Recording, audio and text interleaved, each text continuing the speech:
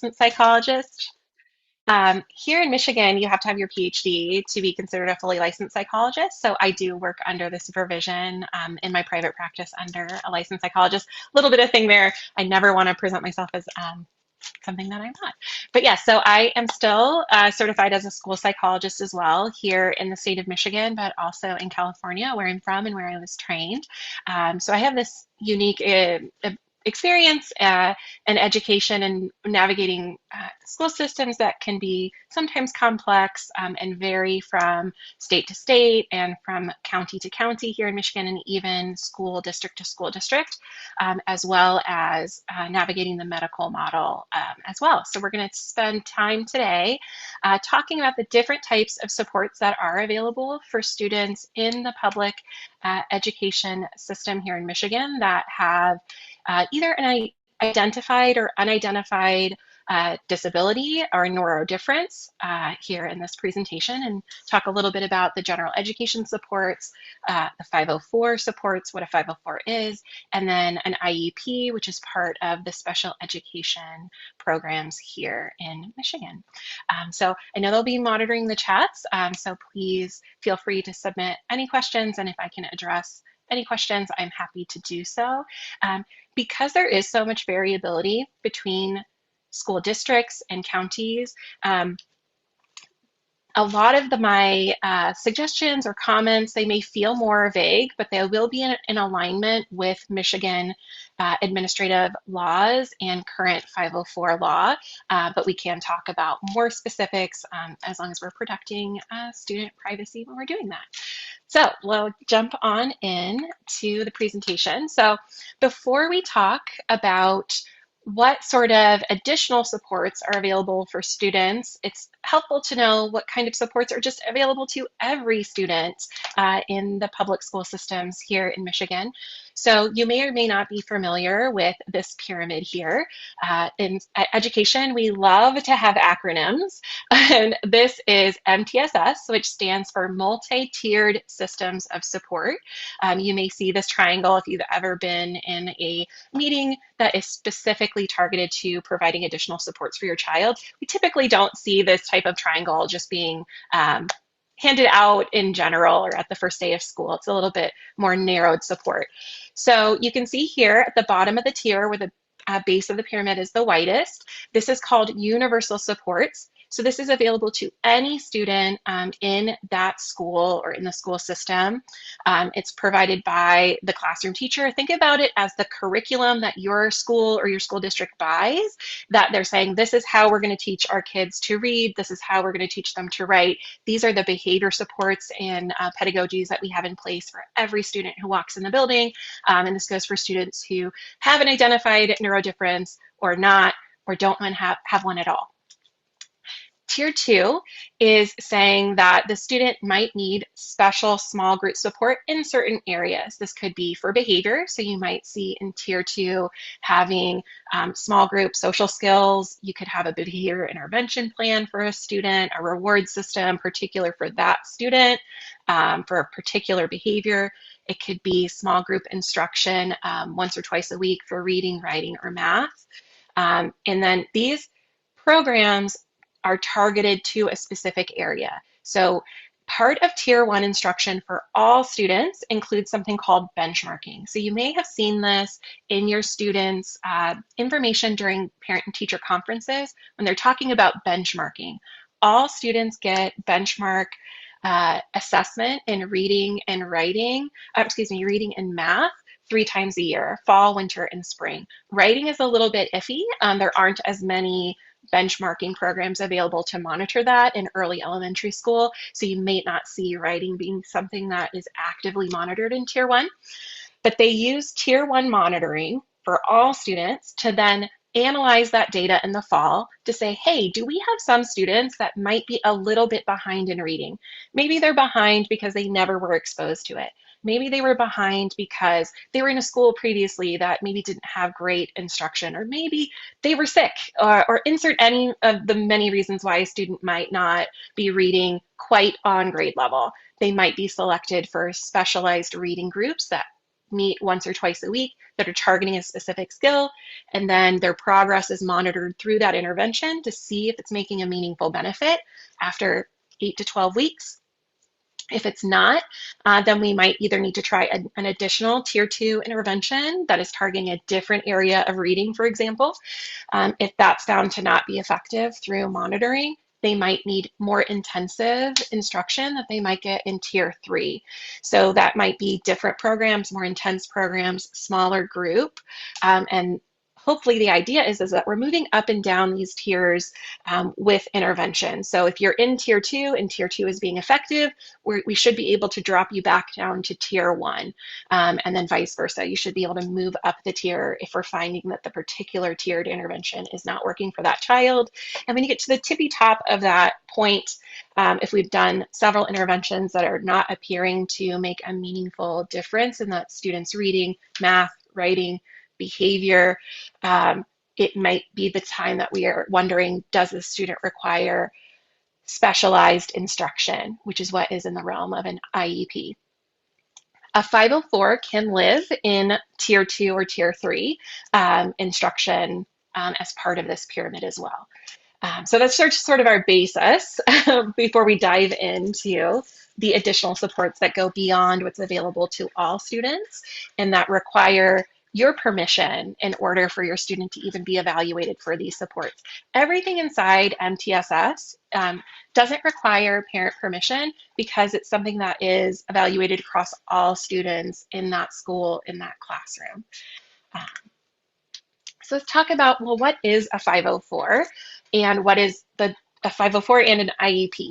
So a 504 uses what are called accommodations. So I want you to think of accommodations as access to the curriculum. We're not changing the curriculum, we're not changing the child's expectation, but we might be changing how that student is able to interpret that information or show what they know.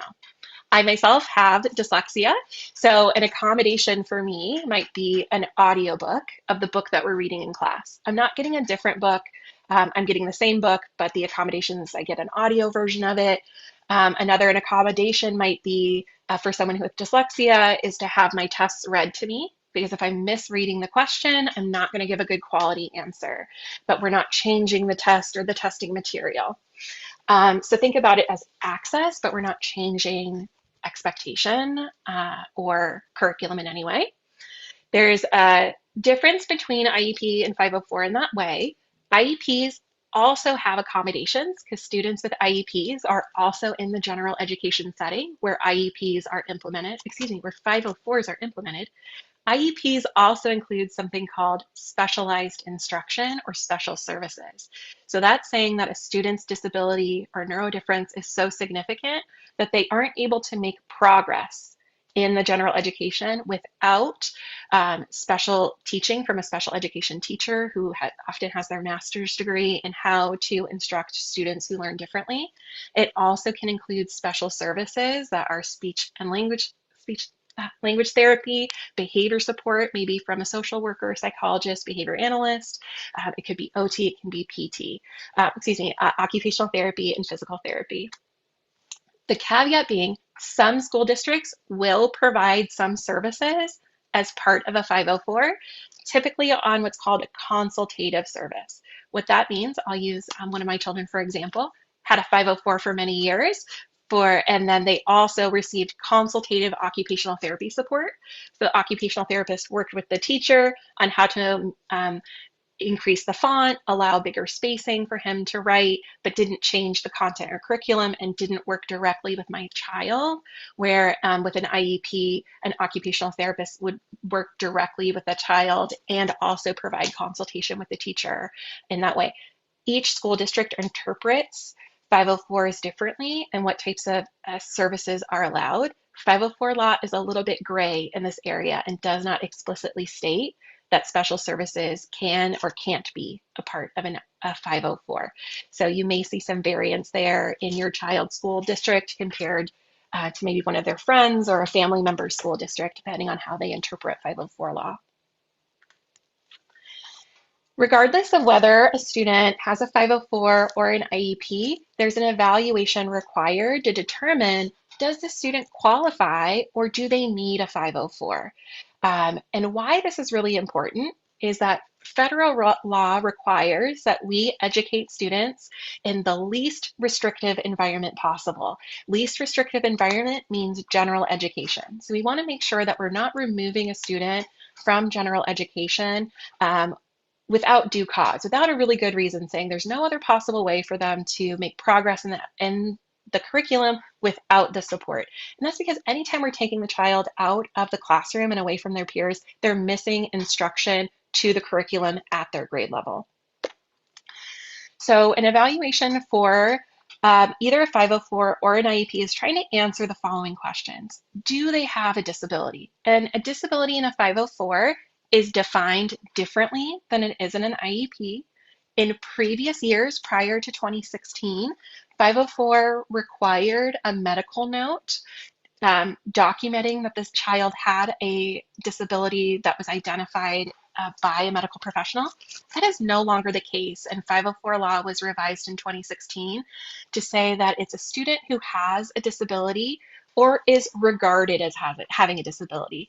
And it also was revised to include dyslexia. Prior to 2016, specific learning disabilities were not eligible for 504 accommodations. So if you ever hear language when you're requesting a 504 or even having conversations with your student's counselor, they sometimes have out-of-date information and they may tell you that you need a medical note or document and you don't, and that's typically just because they might have not been trained on the most recent laws for that.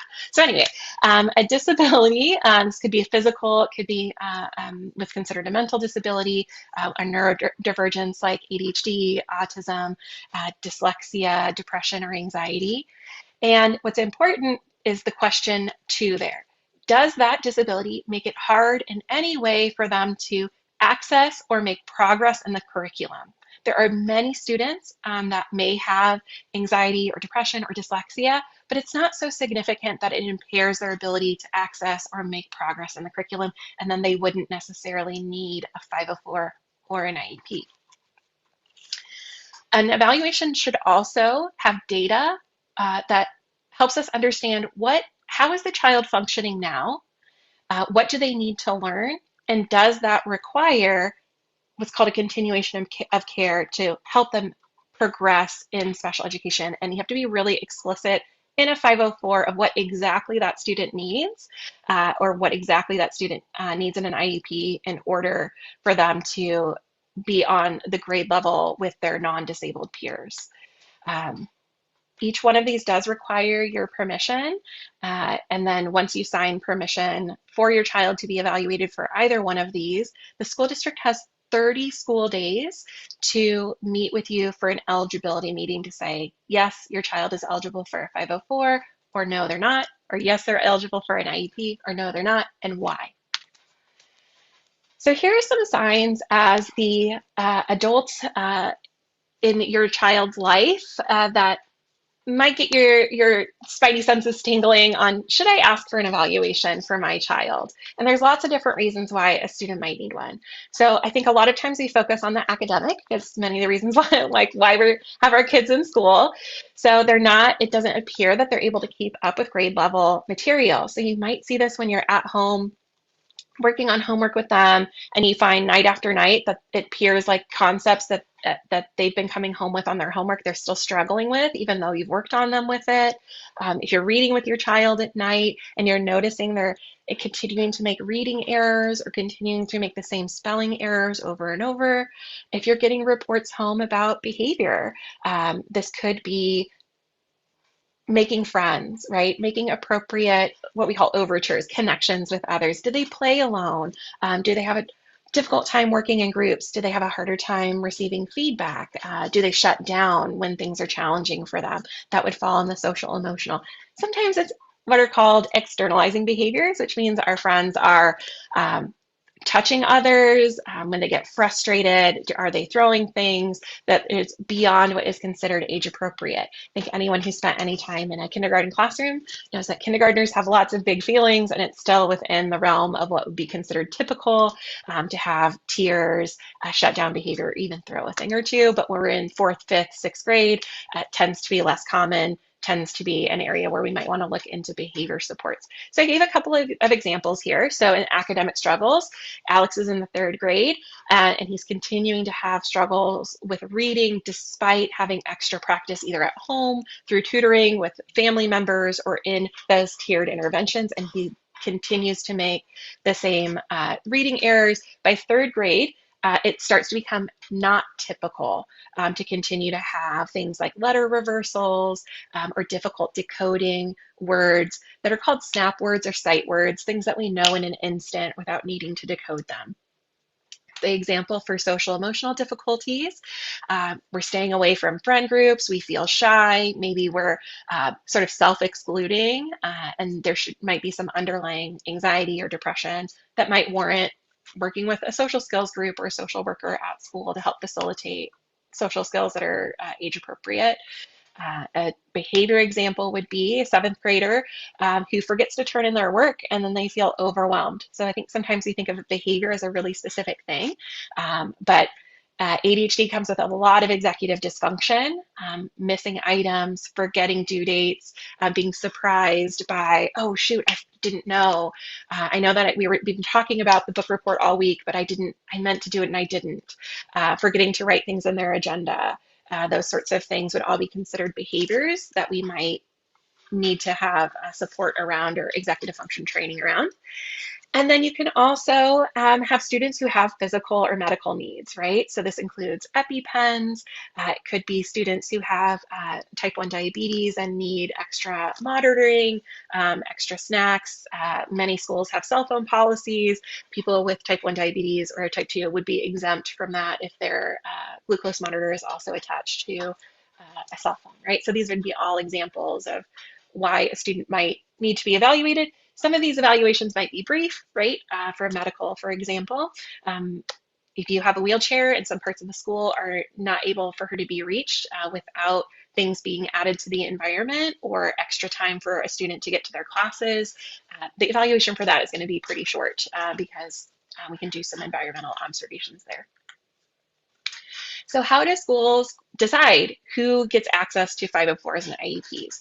So there is a law, federal law called Child Find, which means that schools are obligated to seek out and identify students that may have a disability. And this can even be in the community. You might have seen flyers out and about that even says, do you think your child has a disability? Please email this special education department. Special education services start 0 to 3 and then transition into pre-K services as well, and then transition into K through 12, and then also through 26 years old for some students who have more specific needs there as well. So that's called Child Find. But any individual can ask for an evaluation. A student can be identified for evaluation by a teacher, by someone in the tier 1, 2, and 3 intervention, and by a parent. So there needs to be a reason. This can be, again, for 504s or an IEP, that we suspect there's a disability that it impacts or affects at least one major life activity. So life activities include school, home, and your social life. And then this triggers an evaluation. So there are timelines. If you were to, let's say, email your child's principal and teacher that you are wondering if your student has a disability in reading, you're continuing to see maybe resistance to reading in second and third grade, they're shutting down, not wanting to do homework, unable to read for pleasure, read functionally, signs and things like that, you're going to email and say, hey, I want to meet. I'm worried, I'm concerned that my student has a reading disability and I'd like to meet to discuss it. They have 14 school days to respond to you and schedule a meeting and discuss options and any interventions that have been provided to your student prior to your request. And that's where you should be presented with documentation to provide your consent to evaluate for a 504 or an IEP. They can also be evaluated simultaneously, meaning at the same time, for a 504 and an IEP. So here's an example. So Emma's parents saw that she was having trouble in math in second grade, but they weren't sure. Maybe she just needs to catch up. By fourth grade, she was still having trouble remembering her times tables, sequencing her work. What comes first? What comes second? How do I organize my work on the page? Or even explaining her math thinking and reasoning. So her teacher recommended and suggested an evaluation for an IEP, which stands for an individualized education plan, and this falls into the special education realm. Parents gave permission for her to be evaluated. 30 days later, the school team met.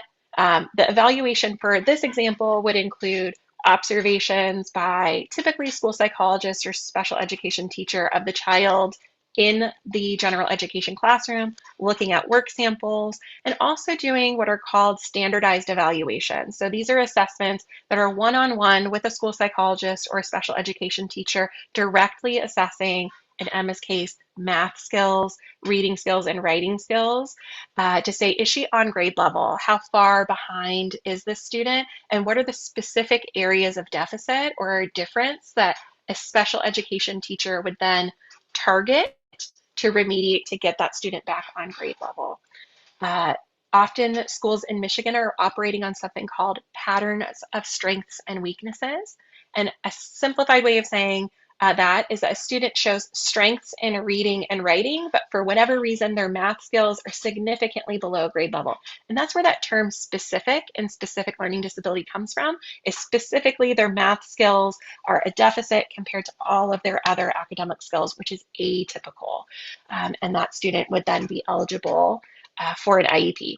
Most districts in Michigan require, in Emma's example, a child be at or below the 10th percentile, meaning performing lower than 90% of their peers in that example across multiple measures. So we've done a full academic assessment, we've looked at the classroom work, we've assessed their grades, and then we've looked at those benchmarks that we have done all throughout the year and any state and standardized testing available, and we should see alignment between those things, that all of the math scores in Emma's example are all considered a deficit across different measures. That is indicative of a learning disability that would require special education intervention. So just flipping back to a 504. So 504 is actually part of the Rehabilitation Act of 1973, and it is meant to ensure that all students with disabilities get equal access through accommodations. It doesn't change what they learn, but it might change how they're learning it. It's about removing barriers. Think about it as equalizing the playing field. I'll give a very silly example of an accommodation would be my glasses, right? I can read. I'm sure that if a teacher instructed me to read what was on the board, I could read it without my glasses. I would get half of it wrong. I would be exhausted and I would get a headache. Why do that when I can use my accommodation, which is my glasses, and I can read the board just as well as everybody else. So it allows me to access, but it is not, I don't need specialized instruction, for example, in my silly glasses analogy. So like I said, a parent can request, a teacher can request reading, writing, math, speech and language is one of the most common areas in which students are referred for special education. Gross motor, which is running, jumping, walking, coordination, social skills or behavior is also included in there. And you can ask as part of your initial reach out, again, to say, hey, can you tell me, has my student been referred to tier 1 or tier 3 intervention? And if so, can you show me the data on their progress in these groups to help us decide you're part of that team? Do we need to level up with a 504? Is it about access? Is access not enough? And the student needs to have remediation. So if you're still worried about their progress, you can ask for a special education evaluation, right? So There is a bit of a split here. 504 and IEP, they are housed differently, both in the state and federal government. And what I mean by that is they are regulated differently in how you would file a complaint, or the sort of mechanisms behind why we have these things are separate processes. So 504 is actually a civil rights law. It's an anti-discrimination law. So it stops systems, people, schools from treating a student differently or unfairly. Uh, any school that gets federal funding is required to adhere to 504 law. That being said, many private schools have a private school version of a 504, which are formalized accommodations. They don't always call it a 504, but those also exist outside of the public school setting. So all public schools, that includes charter schools and magnet schools, must adhere to 504 and IEP law. And the core requirement is that schools must provide, I apologize, I'm coming down with a cold, so I hope, please forgive my word swapping here. So schools must provide accommodations. So students cannot be required to ask for their accommodations. They're a minor, so a student should not have to ask for extra time on a test, or they should not have to ask to test in a private location. It should be offered to them. Same thing, any devices or aids, audiobooks, for example, should be provided by the school. Noise canceling headphones need to be provided by the school. Parents should not, or guardians should not be being asked to provide these things, that their child is required to need to access the curriculum. So an example of a school not adhering to 504 law is, again, I'll stick with a physical difference, is a student with a wheelchair needs access to a building, but they say, oh, well, why don't you just go around the back of the building instead? It's two blocks over, 1 block and back. Well, that's actually not providing equal access, because no other general education student is required to do that, right? So it needs to be a reasonable accommodation, and not come at the detriment to the individual. Think about the extra time and effort and energy that it would take someone to have to go extra distances, for example. We can apply that to, in my case, dyslexia. The energy and time it takes for me to read a text without audio is maybe 2 or 3 times what it takes someone who's not dyslexic. So it's an energy and time barrier that other people without dyslexia don't have. So we're going to talk a little bit about major life activities. Again, you'll find a lot of the language in 504 law to be quite vague, which leaves a lot of room for interpretation, again, by different states, counties, and districts. So any everyday task, walking, seeing, hearing, reading, learning, talking, and socializing, it would be considered a major life activity. It's also really important. Schools cannot deny a 504 based on grades alone. So just because your student is making C, B, and A grades, they might even be an honors student, does not mean that they are not eligible for a 504. So grades alone cannot be the only reason why a student is disqualified for a 504. An example that I'll give you is, let's say that you have a student with severe OCD, and they might be in honors classes, and they might be a straight A student, but when their OCD is very prevalent, very persistent, maybe they're up all night long, and maybe they're not able to leave their room for a couple of days. And even though they're still able to maintain their grade point average, it's coming at a pretty significant cost. So there's still accommodations that can be provided in the general education curriculum and setting to allow flexibility, that a student with OCD, when they are having moments where OCD is really prevalent, that we're able to accommodate that for that student and not require them to work 2 or 3 times as hard to maintain their grade level. You'll often find students with neurodifferences, autism, dyslexia, anxiety, ADHD, depression, insert any of the neurodivergences, are also what are considered twice exceptional, meaning that they're bright and capable students.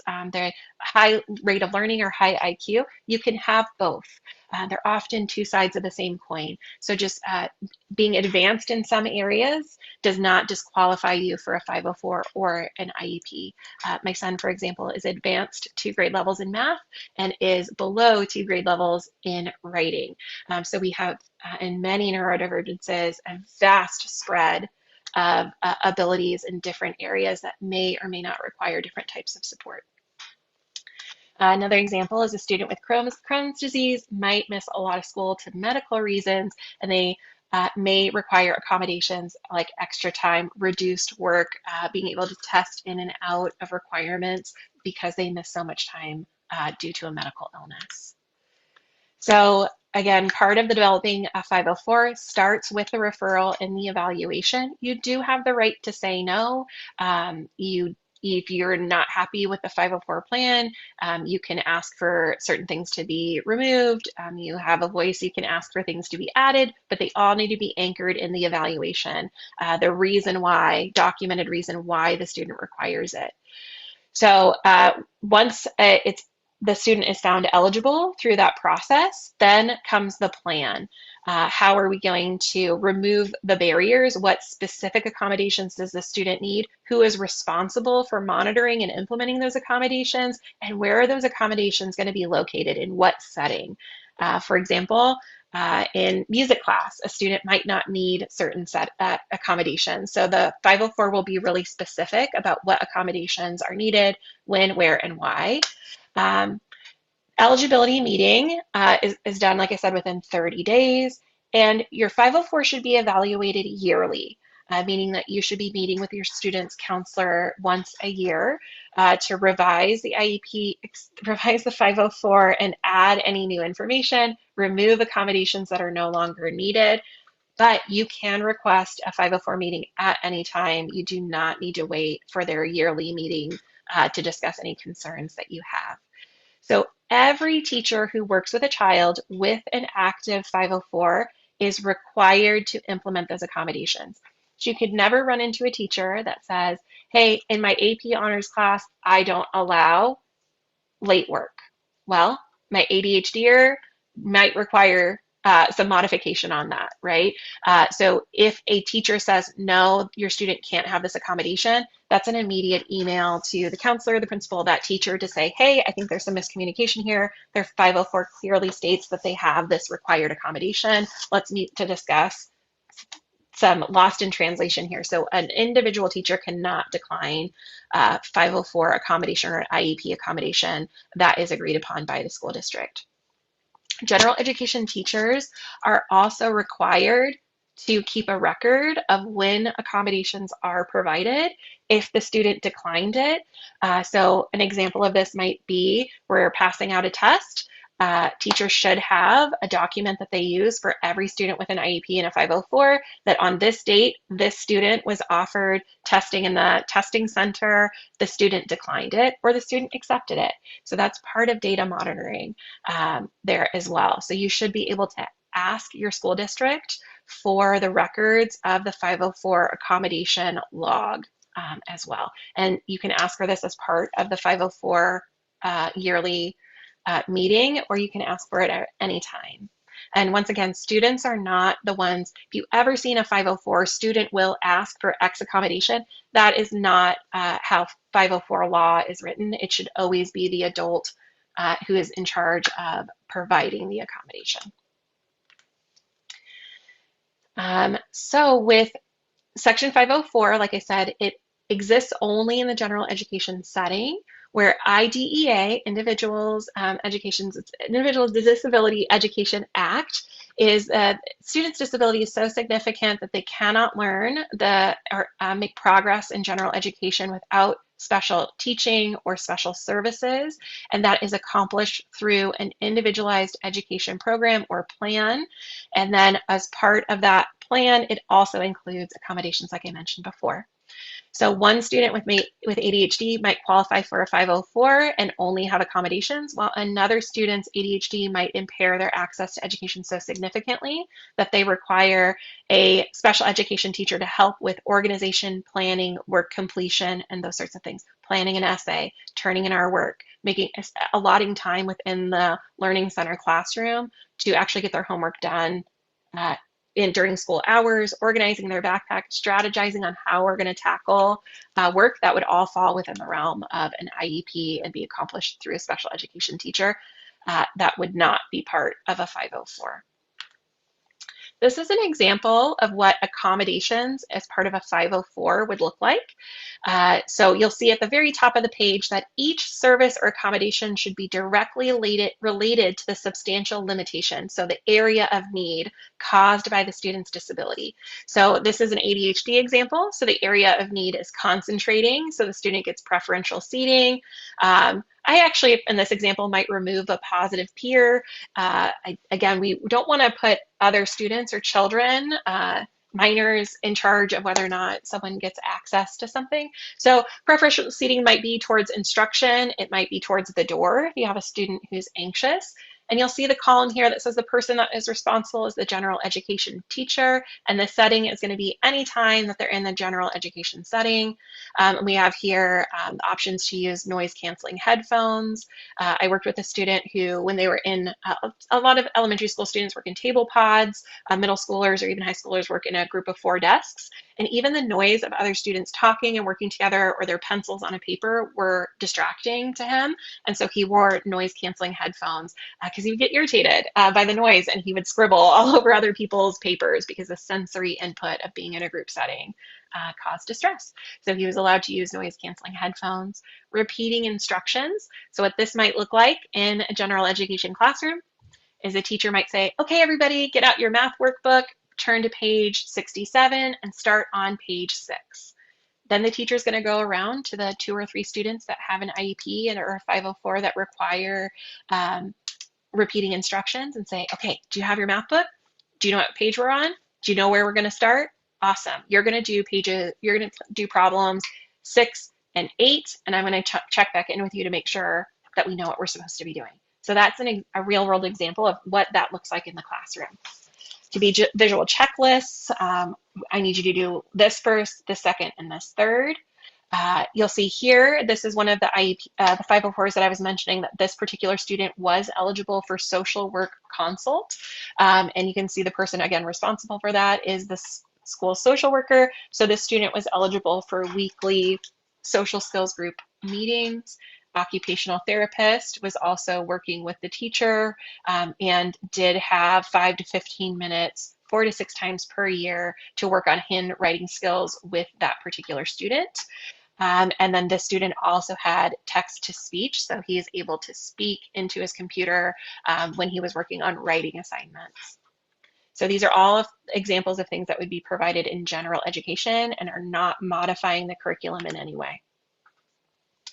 So again, an IEP is written for a student who qualifies for any of the 13 eligibility areas here in Michigan. So there are specific areas for an IEP in which a student can qualify. Where I mentioned previously, a 504 is much looser language. Any disability that impacts a student's access to education, it can be anything. With an IEP, it's very specific.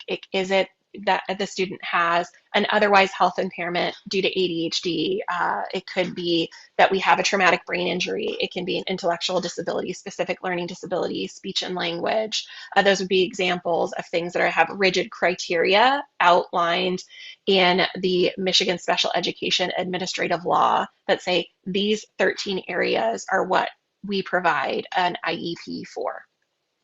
With a specific learning disability, the medical model also uses terminology called a specific learning disability, the same as the educational model.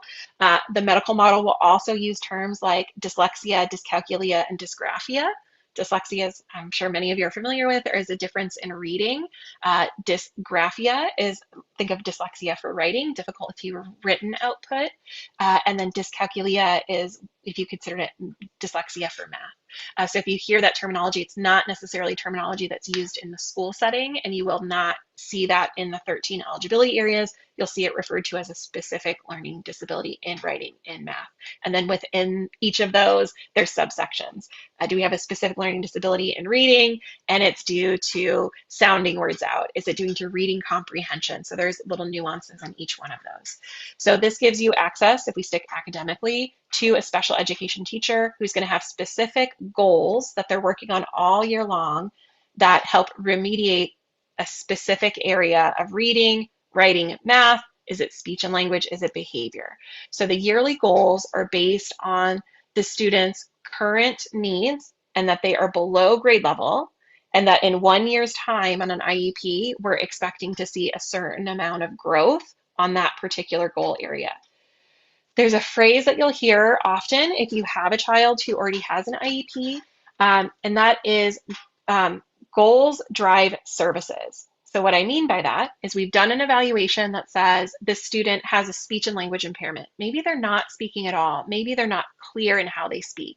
And we've evaluated that compared to their same age peers, and it is below what would be expected. So we're going to write a goal that a year from now that we're going to have certain amount of words that we're speaking. We're going to have a certain sound combination that the student is going to be able to make progress on. That's the goal. In order to reach that goal, they need to meet with the speech pathologist twice a week for 30 minutes. So we have a goal. To reach that goal, we need to add a specific service. So if you ever hear language, goals drive services, that's what they mean by that. So like I said, IDEA, and this varies a little bit. Michigan's a bit unique. We also have something that other states don't have, which is called an early childhood developmental delay. This is used for children under 7 years old, where there might not be a clear, does this child have autism? Is it just a speech and language delay? Is there an intellectual disability here? We're not quite clear. The kid is still really, really young. They might fall under a category called early childhood developmental delay. And by the time they're 7 years old, we're going to reevaluate and identify them as being in one of those other 13 eligibility areas. Other states outside of Michigan don't necessarily have that. Again, we're focusing now on an IEP on making progress. That accommodations are not enough for the student to be able to progress through the curriculum as designed. It's going to mirror a little bit of what we saw in the 504. It still starts with a referral. The school is going to give specific tests. They have to get your permission through something called a READ meeting, review of existing evaluation data meeting, where it's going to specifically outline your concerns, teacher concerns, any evaluations the student has had previously, any private evaluations that you've had done should also be reviewed here. Working in the private setting, there are many times that I am the first person evaluating this child, and the parents are then going to use my private evaluation to request a 504 or an IEP. Many schools will accept an outside evaluation, and so their evaluation is just going to be observations, interviews, maybe some rating scales, but they wouldn't necessarily redo academic assessment, a cognitive assessment, which is an IQ test, or particular rating scales. Other school districts are going to redo the whole thing, so it really just depends on your school district. Once the evaluation identifies specific areas that require specialized instruction, then an IEP is developed. So it's a two-phased process. We've requested the evaluation. 30 days later, we've met to have the eligibility meeting. Does your student qualify for an IEP, yes or no? If the answer is no, we might develop a 504 plan. They might not be eligible for a 504 plan. If they are eligible for an IEP, then the second phase of that meeting is actually going through the IEP plan. So you'll find that a lot of the documentation might seem repetitive because the evaluation comes first, the eligibility determination is one phase, and then actually creating the IEP is the second. IEPs are reviewed every year. That's called an annual IEP. And every 3 years, the student is re-evaluated to see if they continue to still require an IEP to access the general education curriculum. It does not necessarily mean that your student is going to get an entire new speech and language evaluation, a new academic evaluation. If there's enough data to suggest through their monitoring, through their IEP, through state and standardized testing and benchmark testing, classroom samples, that yes, we all still agree your student needs continued IEP support, they might not necessarily do a full academic or speech and language or occupational therapy evaluation every 3 years.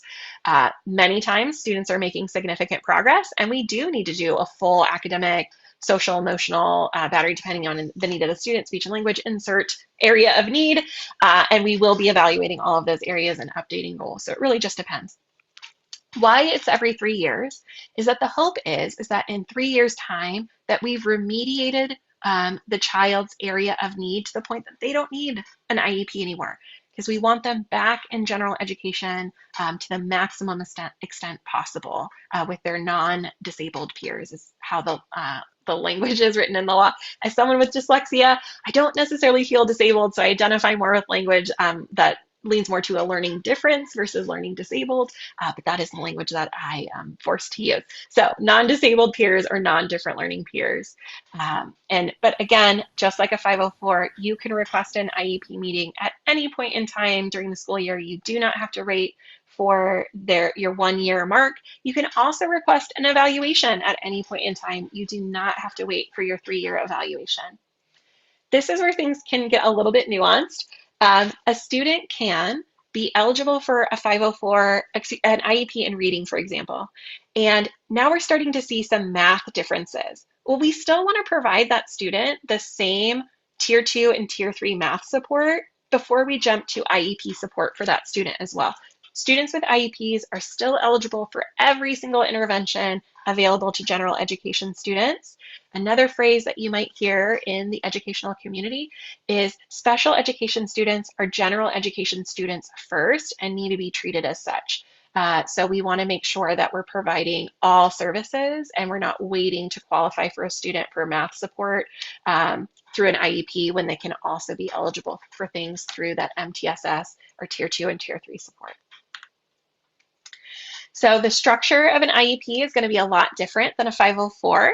So the present levels page, it's often referred to as a PLAF, again, these acronyms, and this is where the evaluation data lives. So I want you to imagine that your school staff, the evaluation is almost like they're presenting evidence to a judge. This is the evidence of why I'm saying that we need to take the student out of general education and they can only be educated in particular areas with a special education teacher. So the present levels of performance are what we use to develop a goal. And the goals should be measurable, identifiable goals, observational things that we can take data on and we can track throughout the year. I'll give you an example. As a young school psychologist who was writing a lot of behavior goals, I wrote a goal, many goals, that was like a student will use their break card when they're feeling overwhelmed, in 3 out of 4 observations, meaning 3 out of the 4 times they were overwhelmed, they asked for a break. The problem with that goal is, let's say our students' intervention of social skills and emotion regulation is working. And so they're not using their break card anymore because they're not getting overwhelmed. So they've technically failed their goal because they're not using their break card. Not a really good goal, right? So goals need to be observable, and we also want to make sure that we're not writing goals that inadvertently our students fail because they're actually making progress. So admittedly, I'll say that I did many of those my first year as a school psychologist, and I've learned a lot from that. So we have our annual goals. Now we're going to say, how do we reach these goals, whether that's a speech goal, an academic goal, a behavior goal. We need either specialized instruction through a special education teacher or a service provider. Service providers are speech and language, occupational therapists, social workers, and speech and language pathologists. So sorry, I forgot who I've already mentioned. This is a little bit nitty gritty. School special education teachers, that's considered a placement. So that's considered the learning center or the resource room, and that's not considered a service. And I'm going to show you an example of that in a second. I have a clip out of what an IEP will look like that will show you the difference between service and a placement. If you have a student who is in a private school, students in private schools are still eligible for special education services like speech and language, OT, occupational therapy, physical therapy, and social work, but they are not eligible for academic support because academics is considered a placement, which is the learning center or the resource room. So if you have any students that are in the private school.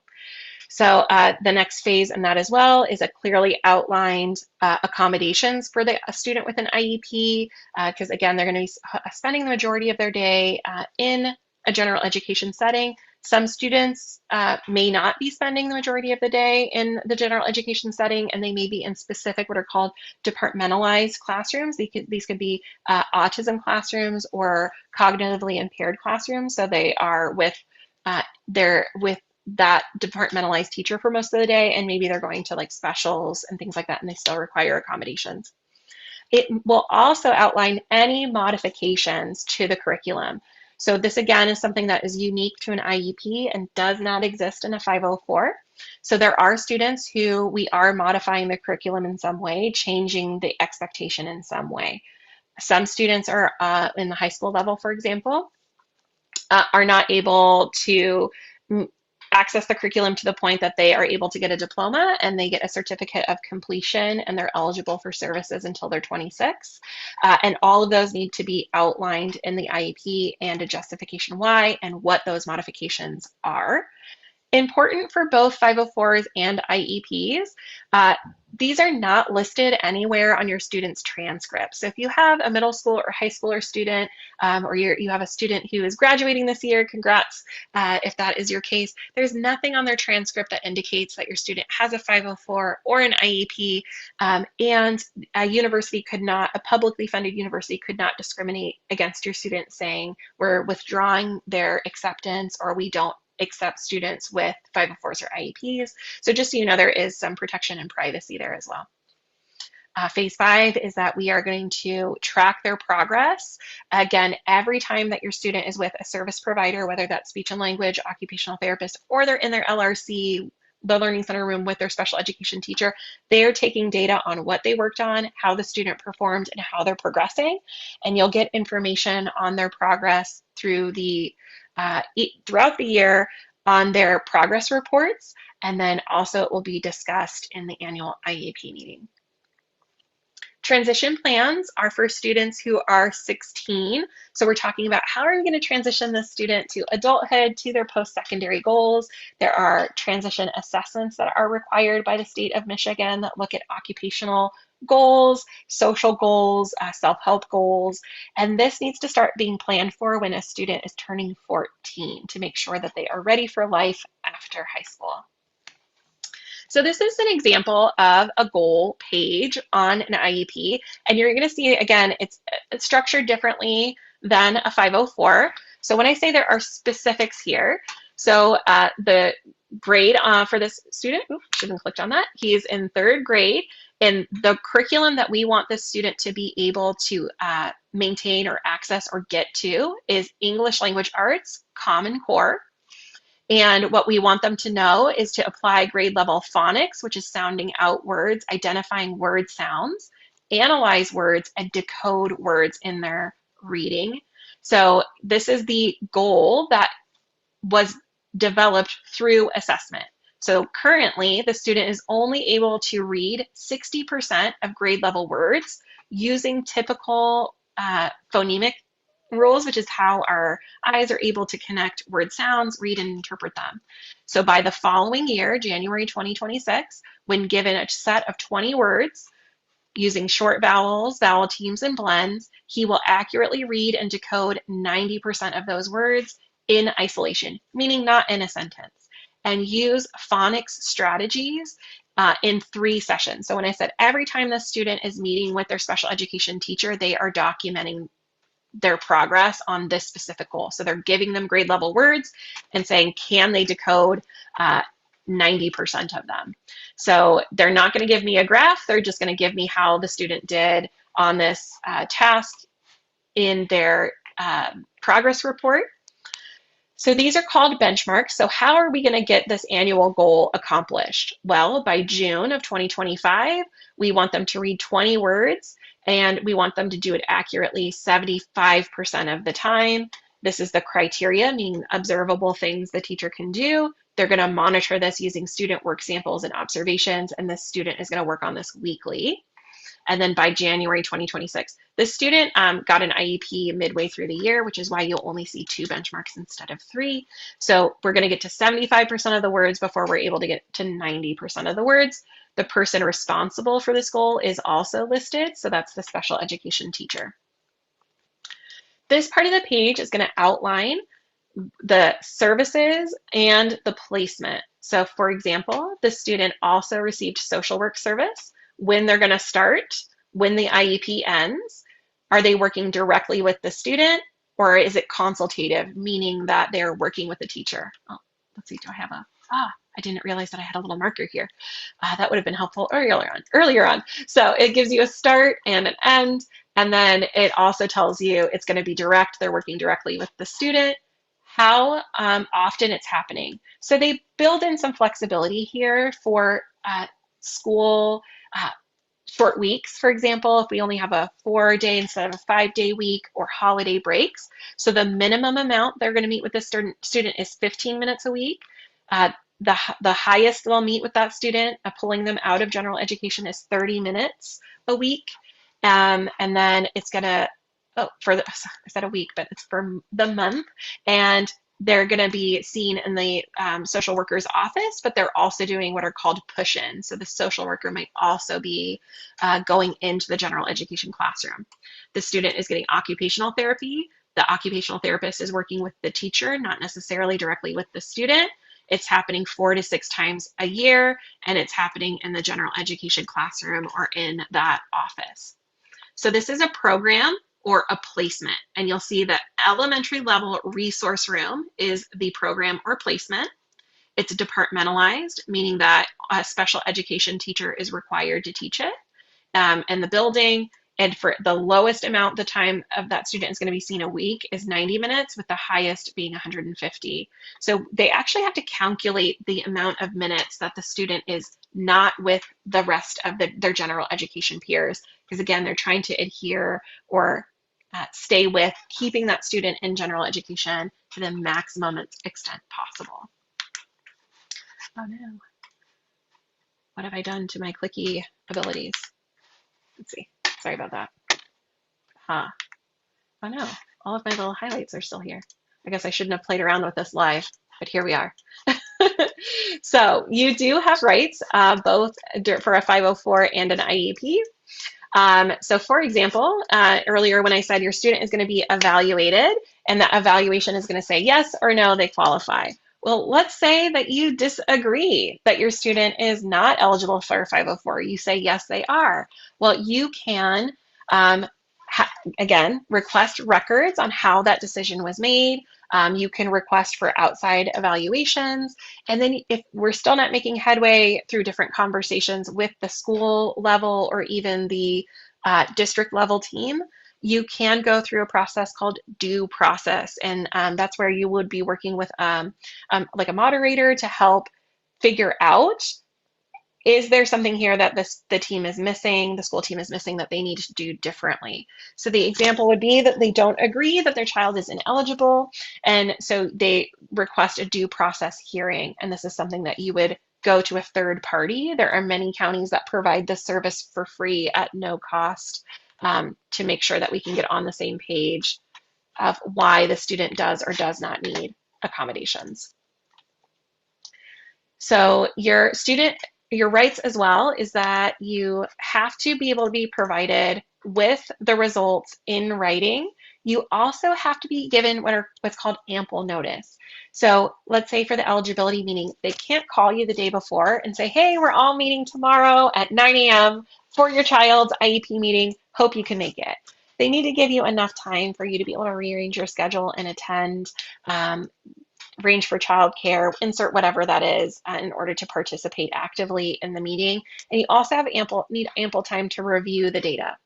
A lot of the advice that I give to the parents I work with in private practice, and even me as someone who has a child with an IEP, I don't sign documents, 504 or IEP documents in the meeting. You're able to take these documents home. You're allowed to circle items, ask follow-up questions. You do not have to sign at the meeting. It's a little bit like drinking from a fire hose. It's too much information to process all at once to feel like you can actively participate in the conversation. Many times you are not getting these documents in advance, so you're not able to really work through that information prior to the meeting. The reason why, let's say this is your child's first entry either into a 504 or an IEP, why you're not able to get access to those documents early is because there's a law called predetermination. Schools cannot predetermine whether your student is eligible or not eligible before the meeting. They might share results with you. You might get a report a couple of days early to the IEP meeting. It's not always the case. Best practice is that you're getting a report 5 days before the meeting. Unfortunately, with different staffing levels for different professionals, if the report is not ready, it's not written, but 5 days before your meeting, it's not available to send. So that can sometimes make it difficult for parents to feel like they're active participants in their child's meeting because they don't have access to the data sometimes until the meeting itself. Um, so how do you go through the process of a due process hearing or to get through disputes? So you can have informal meetings. You're going to want to request a meeting not only with the principal, but the counselor, any professional who has evaluated your student, and the general education teacher. You definitely want to try to solve that problem before you escalate, because you're just going to have to go back down again. So you can ask for an IEP or 504 meeting. You can ask for special education directors to attend. You can ask for supervisors to attend. You can file a formal grievance through the 504 program. You can request this from your school district. Oftentimes, the form to file an IEP or 504 grievance is listed on your school's website under the special education or student services tab. Many districts have their own steps for that. And then where you file the grievance, I've linked it here. We will provide access to this PowerPoint and some of the resources in it. It has not only Michigan level resources, but federal resources. If any of you have been hearing the news coming out from different areas, there's some reshuffling on how these grievances and complaints are being processed, both in 504 and IEP. Unfortunately, there is still not a lot of clarity on that.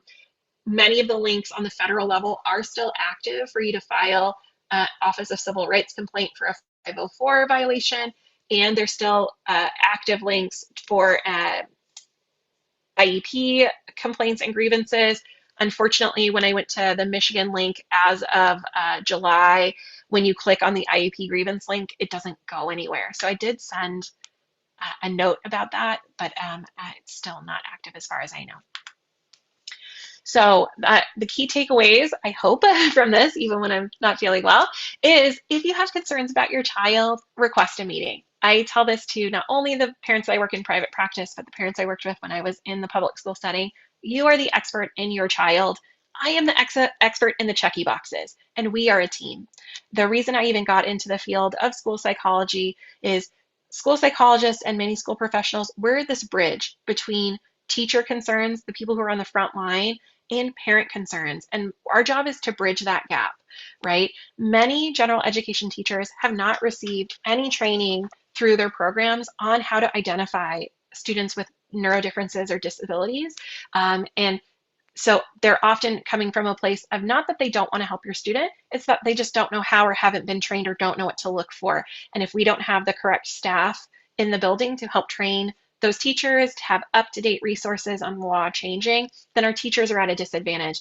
And our teachers are spending so much time with our kids to help identify difficulties in reading, writing, math, social skills, all of those things. But you're also spending a tremendous amount of time with your children. And so, like I said, lean into your intuition and just be ready to ask questions.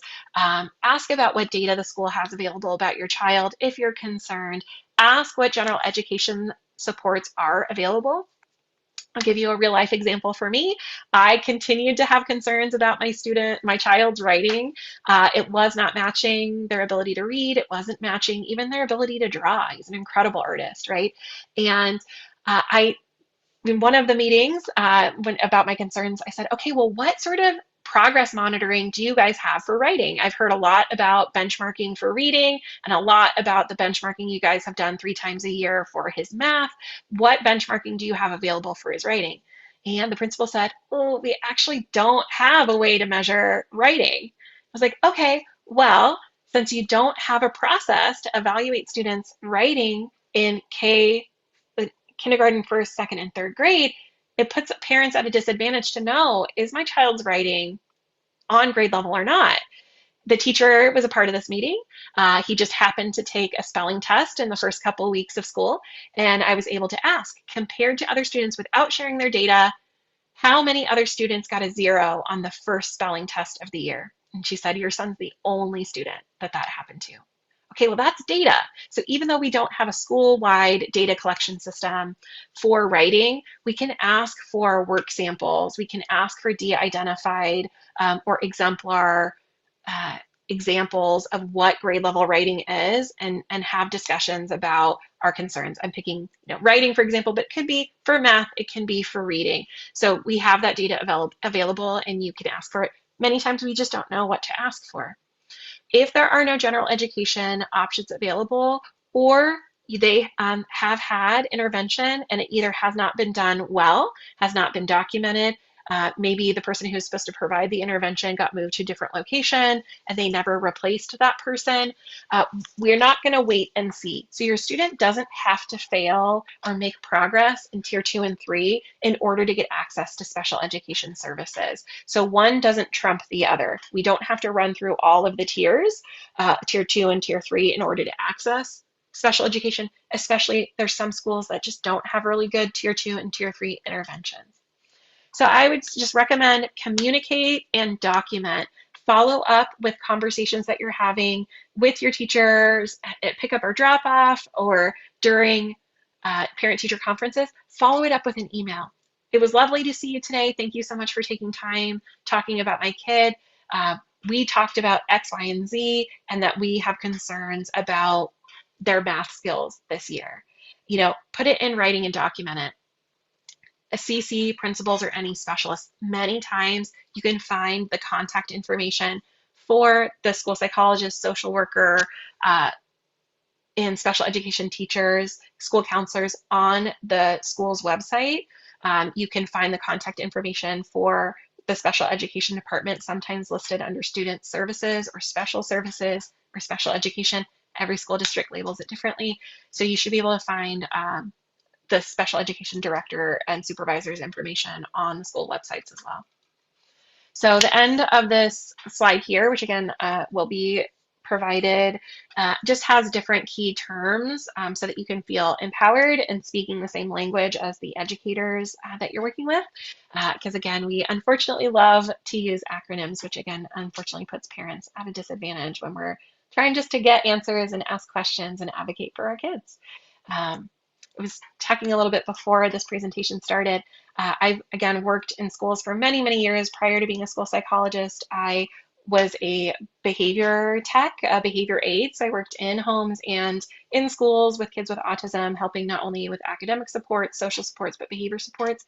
And I have never met a school staff or teacher or principal who doesn't want to help kids. They got into that profession for a reason. They genuinely, oftentimes, even when we butt heads, they do genuinely feel like they are doing what they feel is in their best interest of the child based on their skill set and their knowledge. So oftentimes it's a difference of opinion, it's a difference in education, it's a lack of training. And so, a lot of these conversations, I believe, are coming from a place that is a good place, that we're all here to help your child. We're just all operating with a different set of skills and a different lens and available, and just knowing that you're an equal participant in these meetings, because again, you are the expert in your child. I also have some additional resources here.